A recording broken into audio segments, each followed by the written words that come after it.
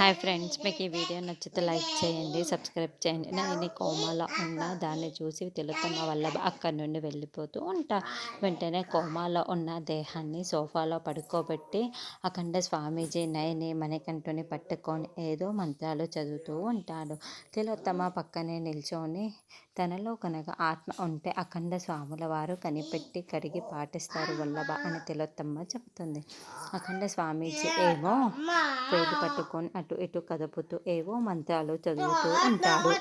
గాయత్రి పాప అమ్మా అంటూ పిలుస్తూ వాళ్ళ దగ్గరికి వస్తూ ఉంటుంది.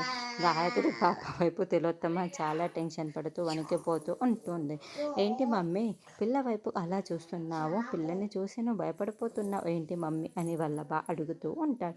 అయితే గాయత్రి పాప పక్కనే నయని కూడా నిల్చొని గాయత్రి పాప పక్కనే నయని ఆత్మ నడుచుకుంటూ వస్తుంది వల్లభ అని తిలోత్తమ చెబుతుంది. ఏంటి ఆత్మనా అని వల్లభ భయపడిపోతుంది. స్వామి ఆత్మ వచ్చిందంటే ఆత్మ అని ఒక్కసారి అఖండ స్వామీజీని పట్టుకొని అంటాడు. అబ్బా ఏమైంది వల్లభ అని అటువైపు తిరిగి నయని జైని పట్టుకొని మంత్రాలు చెప్పుకుంటున్న అఖండ స్వామీజీ వల్లభని అడుగుతూ ఉంటాడు.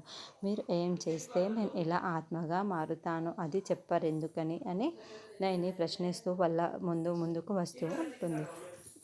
నా ప్రాణం పోవడానికి మీరేం చేశారు అని నయని కోపంగా అడుగుతూ వస్తూ ఉంటే వల్లభ నయనికి స్పృహ వచ్చేలా చేయి త్వరగా అని అఖండ స్వామీజీ చెబుతాడు.